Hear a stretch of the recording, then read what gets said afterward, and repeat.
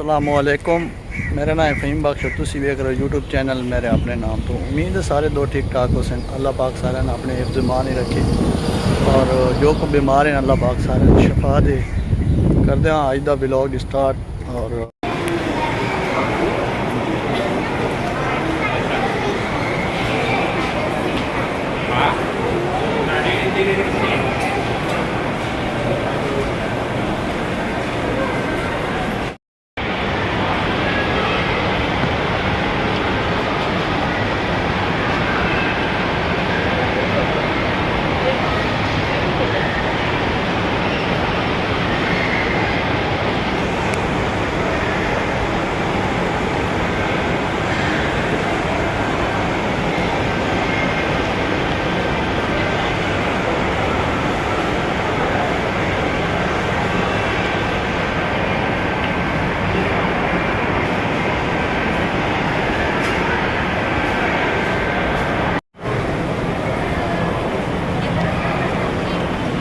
7 तक total complete.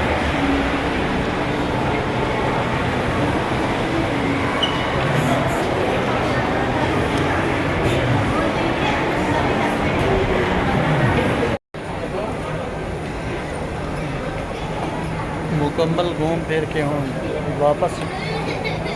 और उम्मीद है आज की वीडियो साड़ी तुम पसंद आई। उसी अगर वीडियो पसंद आए चैनल में सब्सक्राइब करो ताकि हर एक आने वाली वीडियो पर वक्त पहुँच सके। और मिलते हैं इंशाल्लाह एक नवे ब्लॉग के नाल। तब तक के लिए इजाज़त, अल्लाह ने के बाद।